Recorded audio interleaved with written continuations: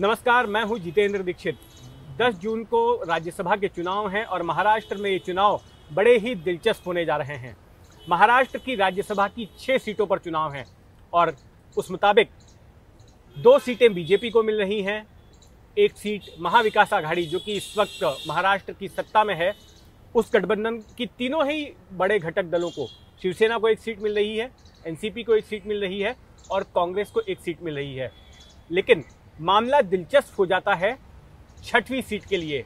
ये 5 सीटें तो इन पार्टियों को मिल सकती हैं, लेकिन जो 6वीं सीट है उसके लिए बीजेपी ने भी अपना उम्मीदवार उतारा है और शिवसेना ने भी, और इसी सीट के लिए रस्साकसी होने वाली है। तो आइए, मेरे साथ मेरे सहयोगी रौनक कुकड़े मौजूद हैं, इनसे ये पूरा राज्यसभा चुनाव का गणित समझते हैं। रौनक, ये समझना चाहेंगे कि अब पूरा खेल जो है 6वीं सीट को लेकर है, तो ये बताइए कि बीजेपी ने इस पूरे मामले को बड़ा ही दिलचस्प बना दिया है अपना उम्मीदवार उतार के। दूसरी तरफ शिवसेना ने भी अपना एक उम्मीदवार उतारा है, संजय पवार।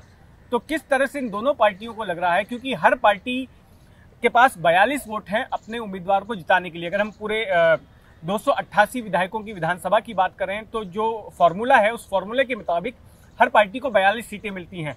ऐसे में बीजेपी को ये क्यों लग रहा है कि उसको तीसरी सीट भी मिल सकती है? देखिए, राज्यसभा का जो चुनाव है ये प्रेफरेंशियल वोटिंग के आधार पर मुख्य तौर पर होता है और बीजेपी इसी बात को ध्यान में रखते हुए जो रणनीति जो है वो यहाँ पर उन्होंने चली है और दाव चला है। बीजेपी को ये लगता है कि भले ही बहुमत सरकार के पास हो, लेकिन प्रेफरेंशियल वोटिंग में वो उनकी 6ठी सीट जो है वो निकाल सकते हैं। इसमें सबसे पहले ये समझना होगा कि बीजेपी के पास कितने वोट है। तो बीजेपी के आज महाराष्ट्र विधानसभा में 106 विधायक है। 106 विधायकों में अगर वो 3 कैंडिडेट उतारते हैं तो एक विधायक को, एक उम्मीदवार को जीतने के लिए 42 वोटों की जरूरत है। लिहाजा उनके 2 कैंडिडेट जो आसानी से जीत रहे हैं उन्हें 84 वोट मिलेंगे, बच जाते हैं 22 वोट जो बीजेपी के अपने वोट है। इसके अलावा बीजेपी का ये दावा है कि 7 निर्दलीय विधायक उनके साथ है, तो अगर 106 + 7 कर दिया जाए तो 113 विधायकों की उनके पास संख्या हो जाती है। जीत के लिए यानी कुल अगर देखें तो 29 वोट हो जाते हैं, जीत के लिए उन्हें 13 वोटों की और ज़रूरत हो जाती है।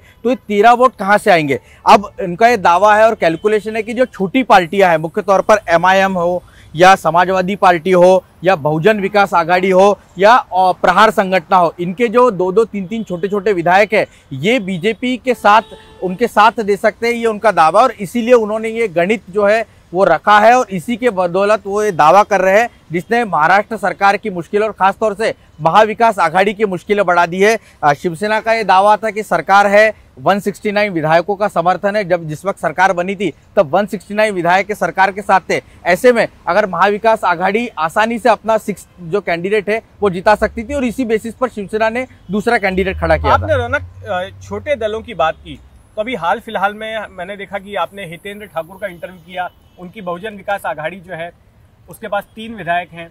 फिर इधर अबू आजमी ने भी जो है, जिनके 2 विधायक हैं यहाँ पर, उन्होंने भी बयान दिया कि वो सरकार से खुश नहीं है।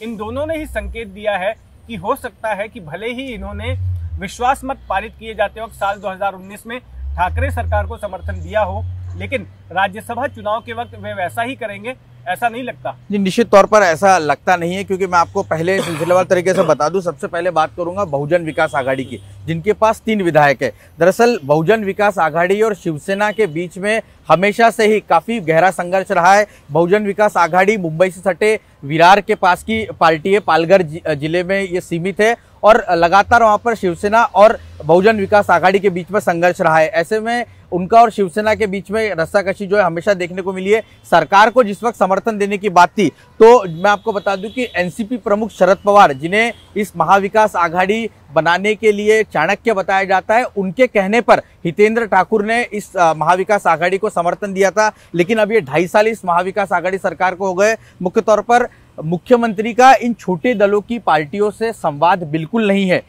कभी भी मीटिंग के लिए इन लोगों को नहीं बुलाया जाता, इन लोगों की जो समस्याएं होती है वो नहीं एड्रेस की जाती। खासतौर से बहुजन विकास आघाड़ी की विरार की जो महानगर पालिका है उसमें उनका एक तरफा राज है, लेकिन वहां पर कमिश्नर उनकी पसंद का नहीं दिया जाता और सरकार में उन्होंने समर्थन दिया हुआ है। लेकिन ये सब बातें हैं जो आज शिवसेना को महंगी पड़ सकती है और इसीलिए ये जो छोटे दल है वो संकेत देते हुए दिख रहे हैं। जिसका आपने एक जिक्र किया अबू आजमी का, उन्होंने 2 दिन पहले ही एक पत्र लिखा है मुख्यमंत्री को, जिसमें उन्होंने इस बात का जिक्र किया है कि उन्होंने कई बार कई मुद्दों को लेकर मुख्यमंत्री उद्धव ठाकरे से वक्त मांगा, उनसे मिलने के लिए कहा, कई अपनी समस्याएं रखी, लेकिन एक भी पत्र का जवाब अब्बू आजमी को नहीं मिला है, जिनके 2 विधायक है। और इसीलिए आज बीजेपी इस वजह से ही ये दाव चल रही है कि छोटी पार्टियां अगर एब्सटेंड कर जाती है तो मामला बीजेपी के लिए सेट है।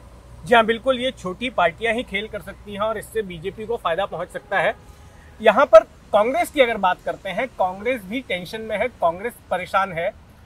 और कांग्रेस में जिस तरह से इमरान प्रतापगढ़ी को यहाँ से टिकट दिया गया है, उसके बाद से कांग्रेस पार्टी से विद्रोह की आवाज़ें सुनाई पड़ रही हैं, नाराजगी की आवाज़ें सुनाई पड़ रही है, और इसलिए कांग्रेस को लग रहा है कि कहीं उनकी सीट भी ना गिर जाए। निश्चित तौर पर देखिए, कांग्रेस का सामने सबसे बड़ा सवाल एक तो नाराजगी है। राजस्थान से लेकर हरियाणा होते हुए ये नाराजगी महाराष्ट्र में आ गई। जब से कांग्रेस ने हाईकमांड ने अपने राज्यसभा उम्मीदवारों के नामों का ऐलान किया, सबसे बड़ा सवाल ये कि बाहरी उम्मीदवार को अपने राज्यों में क्यों जगह दी गई, जबकि महाराष्ट्र से भी किसी को दे सकते थे। सबसे बड़ा सवाल था कि मुकुल वासनिक जो जनरल सेक्रेटरी है कांग्रेस पार्टी में, उन्हें राजस्थान से दिया, जबकि उन्हें यहां से दिया जा सकता था। अब यहां से इमरान प्रतापगढ़ी को, जो यूपी से ताल्लुक रखते हैं, उन्हें उम्मीदवार बनाया है। लेकिन उनकी उम्मीदवारी की घोषणा के बाद से, जिसका जिक्र आपने किया कि लगातार नाराजगी की खबरें आ रही है, और कांग्रेस के पास केवल 44 विधायक है।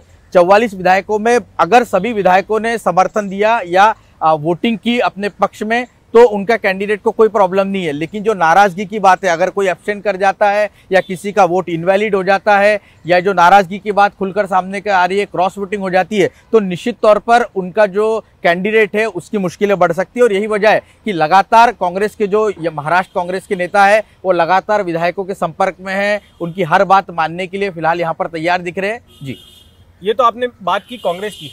अब एक और घटक दल है महाविकास आघाड़ी का, एनसीपी के 2 विधायक इस वक्त जेल में हैं।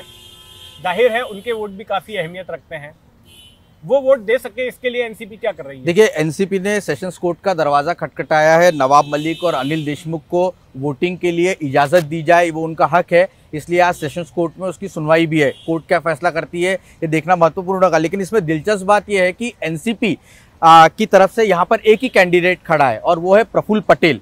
प्रफुल्ल पटेल को जीत के लिए 42 वोटों की जरूरत है, जबकि एनसीपी के विधायकों की संख्या देखी जाए तो अगर नवाब मलिक और अनिल देशमुख को 52 हो जाते हैं, और ऐसे में वो कंफर्टेबली यहाँ पर जीत रहे। ये वोट की आवश्यकता जो है अनिल देशमुख को और नवाब मलिक के वोट की खासतौर से आवश्यकता जो है वो शिवसेना के कैंडिडेट के लिए ज्यादा है। ऐसे में राजनीतिक गलियारों में इस बात की चर्चा जोरों पर है कि क्या वाकई में एनसीपी ने जो कोर्ट में एप्लीकेशन की है, या वो दिखावा है, या वाकई में वो 2 लोगों को बाहर लाना चाहती है। दरअसल ये भी महत्वपूर्ण है कि नवाब मलिक और अनिल देशमुख भले ही इस वक्त जेल में होंगे, लेकिन वो जेल में नहीं है, अस्पताल में है, क्योंकि कुछ दिन पहले ही उन्होंने कोर्ट में एक एप्लीकेशन की थी कि उनकी तबीयत खराब है, उन्हें ऑपरेशन की जरूरत है, लिहाजा कोर्ट ने उन्हें अस्पताल में शिफ्ट होने की इजाजत दी है। अगर वो कोर्ट से बाहर आते तो जो सरकारी वकील है वो इस बात का विरोध कर सकते कि अगर वो वोटिंग के लिए बाहर आना चाहते हैं तो फिर उन्हें अस्पताल में रहने की आवश्यकता नहीं है, उन्हें जेल में शिफ्ट कर दिया जाए। तो ये कई ऐसी चीजें हैं जो कोर्ट अब क्या फैसला करती है वो देखना महत्वपूर्ण होगा। जी बिल्कुल, रौनक हमें बता रहे थे कि और कुछ बताना चाहते सर, इसमें एक महत्वपूर्ण ये है कि देखिए, जो कोटे की बात है कि 42 का कोटा है जो बताया जा रहा है, लेकिन अगर नवाब मलिक, अनिल देशमुख और शिवसेना के भी एक विधायक है जिनकी पिछले दिनों मौत हो गई, और इसके अलावा बीजेपी के भी एक विधायक है लक्ष्मण जगताप, जिनकी तबीयत जो है वो खराब बताई जा रही है। ऐसे अगर ये 3-4 विधायक वोटिंग करने के लिए नहीं आते, और अगर एमआईएम जैसी पार्टियां या फिर बहुजन विकास आघाड़ी जैसी पार्टियां अगर एब्सटेंड कर जाती तो विधायकों की संख्या कम हो जाती है वोटिंग के वक्त, और अगर विधायकों की संख्या कम होती है तो जो विनिंग मार्जिन है, जो अभी 42 का कोटा बताया जा रहा है, वो 40 के भी नीचे आ सकता है। और अगर ऐसा हुआ तो शिवसेना के लिए ये चुनाव 6ठी सीट जीतना काफी मुश्किल हो जाएगा, क्योंकि फर्स्ट प्रेफरेंशियल वोट की अगर बात की जाए तो बीजेपी यहाँ पर जो है वो ये चुनाव जीतने में काफी कंफर्टेबल पोजीशन में आ जाती है। अगर हम ये कहें कि पीयूष गोयल जो इस चुनाव में बीजेपी की तरफ से, दूसरे अनिल बोंडे और तीसरे धनंजय माडिक, अगर इन तीनों को 40-40-40 का भी कोटा दे दिया जाता है बीजेपी की तरफ से, यानी 120 हो जाते, जो 7 विधायकों की जरूरत है, अगर वो सेकंड प्रेफरेंशियल में भी उनको देते तो ये कंफर्टेबली जीत जाते हैं फर्स्ट प्रेफरेंस के वोटों में, और यहीं पर खेल जो है वो हो सकता है। और इसीलिए बीजेपी बड़ी कॉन्फिडेंट है। महाविकास आघाड़ी ने अपने नेताओं को भी देवेंद्र फडणवीस के पास भेजा था कि वो विड्रॉ करे। आने वाले 20 तारीख को जो विधान परिषद का चुनाव है उसमें 5वीं सीट भी सरकार देने के लिए तैयार थी, लेकिन ये ऑफर ठुकरा दिया गया, और अब ये चुनाव लड़ रही है। खासतौर से मुख्यमंत्री उद्धव ठाकरे के लिए भी ये साख का सवाल बन गया है। बिल्कुल उद्धव ठाकरे के लिए ये साख का सवाल बन गया है चुनाव। तो रौनक हमें बता रहे थे कि किस तरह से महाराष्ट्र में होने जा रहा राज्यसभा का चुनाव दिलचस्प होने वाला है।